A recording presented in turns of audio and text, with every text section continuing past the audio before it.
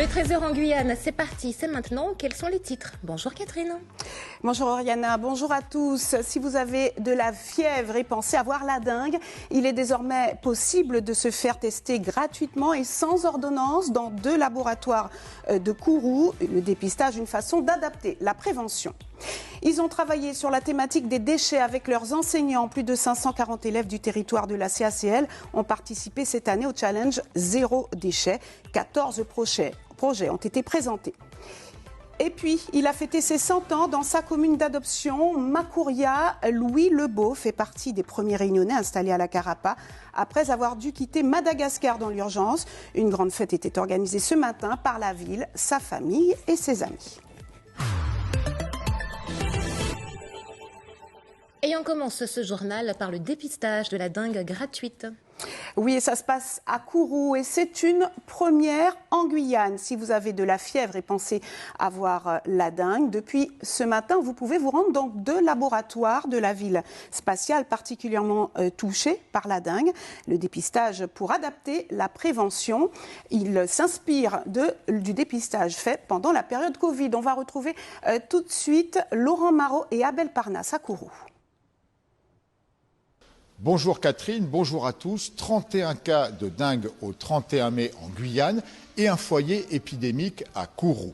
Kourou, le lieu d'une expérimentation lancée par l'ARS, labo sans ordo, labo sans ordonnance. À mes côtés, Mathilde Hangar, ingénieure sanitaire à l'ARS. Bonjour. Bonjour.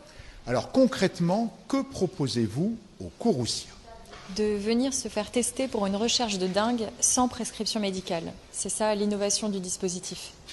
Concrètement, comment ça se passe ? Les personnes qui sont symptomatiques, avec des symptômes évocateurs d'une dengue, ou même des personnes qui ont été exposées, avec par exemple une notion de voyage ou de cas de dengue dans l'entourage, pourront venir se faire tester sans passer par la case médecin, sans prescription médicale, gratuitement, dans 2 laboratoires de la ville de Kourou, que sont Eurofins et le laboratoire Biosoleil. Quels sont les avantages finalement d'un tel dispositif pour les autorités sanitaires ?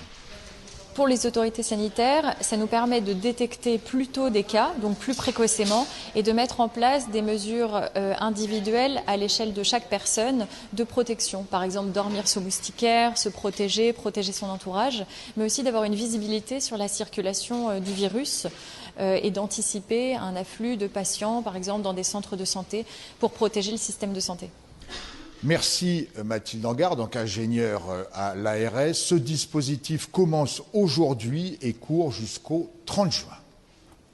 Merci Laurent, et comptez moins de 24 heures pour avoir les résultats.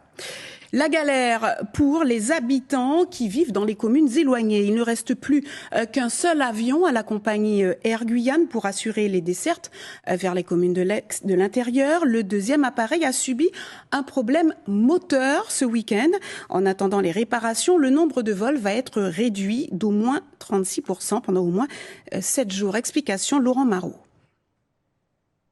Samedi, Air Guyane constate une puissance insuffisante sur les moteurs d'un LED 410, impossible de décoller. La compagnie n'a plus qu'un seul avion pour la desserte de l'intérieur. Résultat, 2 vols annulés ce jour-là vers Maripasoula, les 20 passagers lésés étant répartis sur d'autres vols jusqu'à mercredi. Selon Christian Marchand, directeur d'Air Guyane, tout est mis en œuvre pour rétablir le service au plus vite. Un spécialiste moteur venu de République tchèque, où sont construits les LED, est attendu pour tenter de régler le problème, ajoute-t-il. Par ailleurs, 2 moteurs devraient arriver mercredi ou jeudi, conclut le directeur. Il faudra ensuite au moins 2 jours pour monter ces moteurs sur l'avion. Le retour à la normale est donc espéré au mieux d'ici une semaine. On va maintenant parler de cette initiative pour inciter les jeunes à s'orienter vers la création d'entreprises. Toute cette semaine, l'ADI, l'Association pour le droit à l'initiative économique, fait la promotion de l'entrepreneuriat. 28% des chômeurs sont des jeunes de moins de 30 ans. Jessie Xavier, bonjour. Bonjour Catherine Boutet. Alors les jeunes, une cible de choix, ces derniers sont de plus en plus motivés pour lancer une activité en fait. Oui, d'ailleurs, cette semaine, le réseau des ZADI va présenter le résultat d'une enquête qui montre que notamment 75% des moins de 25 ans pensent un jour lancer leur activité. C'est dire si finalement on est dans un virage de génération, mais les freins sont encore bien présents. Toute une série de webconférences seront donc proposées toute la semaine avec des thèmes très concrets et assez variés. Comment se couvrir en matière de santé quand on lance son entreprise, comment communiquer sur les réseaux sociaux ou encore l'accès au microcrédit. D'autres moments plus légers vont également émailler cette semaine avec atelier Marie-Tête, tournoi PlayStation ou encore atelier confection de Pangui. Un événement en partie accessible en ligne donc, et pour les rendez-vous sur le terrain, où est-ce que ça va se passer ? Alors, il faut savoir que l'ADI s'est implanté ces dernières années sur plusieurs communes du territoire guyanais, littoral et intérieur. Et donc, pour cette semaine, des séances d'information sont prévues dans les quartiers au plus près donc, de ce public cible, les jeunes, à Saint-Laurent-du-Maroni, à Maripasoula, à Makouria, à Matoury également. Plus d'une demi-douzaine de communes. L'objectif, c'est de cibler les jeunes, oui, mais pas que les jeunes des villes. Merci Jessie. C'est un gros travail mené par les 545 élèves du territoire de l'Agglo avec leurs enseignants. La 12e édition du challenge Zéro déchet a connu son épilogue ce matin avec la remise des prix à la communauté d'agglomération du centre littoral. 14 établissements ont participé au concours cette année, de la maternelle au lycée. C'est plus que l'an dernier. Et c'est plutôt un bon cru, selon Andrea Juniel, la responsable adjointe du service environnement déchets à la CACL. Elle est au micro de Clotilde Séraphin-Georges. Un très beau projet sur les serviettes jetables en fait, qui sont généralement utilisées. Donc là, ils ont créé des serviettes lavables, hygiéniques, donc pour les jeunes filles de l'établissement qui n'ont pas les moyens de s'en procurer. Donc effectivement, ça allie la problématique environnementale avec un problème social également et de bien-être. Ce challenge rentre dans le programme pédagogique de sensibilisation à l'environnement et on voit bien avec les années qu'il y a de plus en plus d'enseignants qui participent, de plus en plus d'élèves impliqués, de plus en plus d'intérêt en fait pour ce type de cause. Donc c'est au travers de cela qu'on se rend compte de l'impact de ce type d'action qui touche de plus en plus. Et les lauréats sont les suivants. L'école maternelle Edmekoura de Makouria, catégorie maternelle CP. L'école élémentaire Jules Minidoc, catégorie CM1, CM2. Et puis la catégorie collège-lycée, c'est le collège Antoine Silver Félix de Makouria qui se distingue avec 2 prix, dont celui du jury qui récompense le meilleur projet, toutes catégories confondues.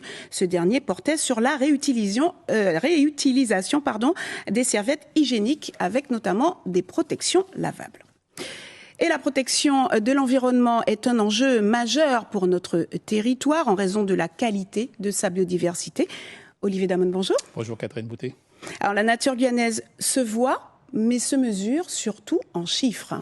Oui, on va parler de la faune tout d'abord et on va retenir que la Guyane héberge 205 espèces de mammifères, 290 pour les reptiles et amphibiens, 711 espèces d'oiseaux et 416 espèces de poissons d'eau douce et saumâtres.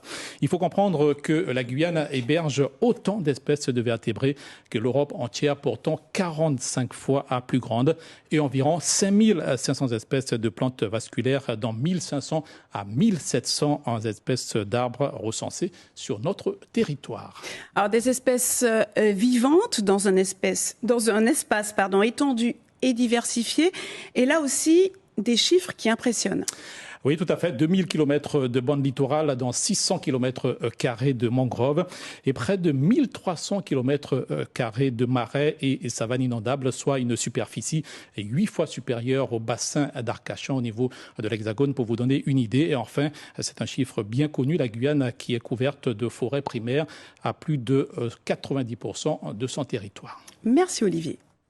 13h10 sur Guyane, la première. Catherine, on ouvre la page des sports. Oui, et on commence avec du judo et ce rassemblement de Benjamin organisé par le club Samouraï. C'était ce week-end. Cette compétition a vu la participation de 6 équipes sur 8 invités.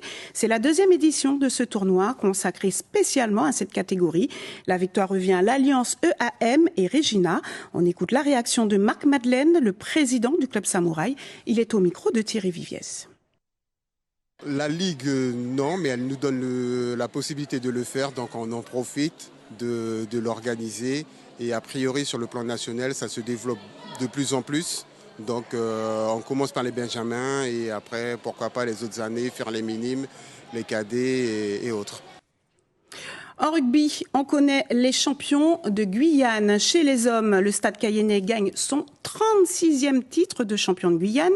Il bat le rugby club de Kourou, champion 2022, 19-11. Chez les féminines, le Cosma s'est imposé à 52-14 face au Stade Cayennais. Les finales se sont jouées samedi au Stade Guy Mariette de Mana. Il y aura du futsal cette semaine avec le début des finales des playoffs ce soir. À l'affiche chez les féminines, les championnes en titre Montjoly FC contre le FC Family en régional 1 et Golden Star contre l'AASK. Autre rendez-vous chez les vétérans, le Yana Sport Elite contre l'AASK. Les rencontres se joueront aujourd'hui, le 7 et le 9 juin. Début de match ce soir à 19h30 au hall Kevin Séraphin de Cayenne. Et en football, la finale du championnat de Guyane de Régional 1, initialement programmée dimanche, est reportée finalement à mercredi. Le Geldar de Kourou, leader du championnat de groupe A, affrontera l'AS Étoile de Matoury, leader du groupe B, au stade Edmar Lama à 20h. Il a connu l'évolution de sa commune d'adoption, Makouria. Ce matin, Louis Lebeau a fêté son 100e anniversaire entouré de ses enfants et petits-enfants. Il fait partie de ces agriculteurs réunionnais, d'abord installés à Madagascar et qui sont venus ensuite, dans les années 70, à Makouria pour développer l'agriculture. Son fils Colin se souvient des débuts particulièrement difficiles, des propos recueillis par Serge Massot et Franck Fernandez.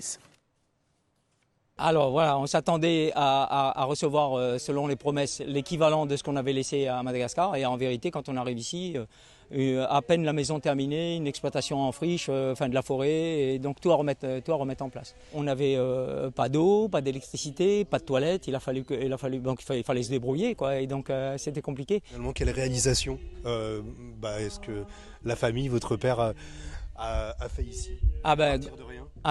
Grandiose, parce qu'en fait, lui, de rien, il a quitté l'école à l'âge de 14 ans, sans diplôme, a été simple ouvrier agricole, il est revenu ici, il s'est endetté, il a pu léguer à ses enfants de la terre. Donc pour lui, c'est du bonheur, quoi. Joyeux anniversaire donc à Louis Lebeau. C'est la fin de ce journal. Que faut-il retenir, Catherine ?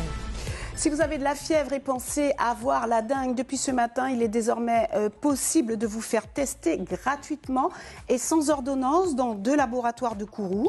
Il existe en effet un foyer épidémique actif dans la ville spatiale.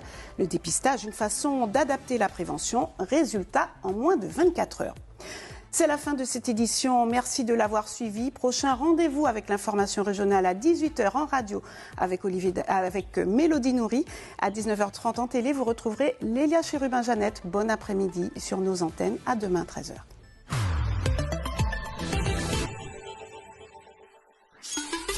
La première. L'information continue sur notre site guyane.lapremière.fr. Scannez ou flashez le QR code pour suivre toute l'actualité de la Guyane.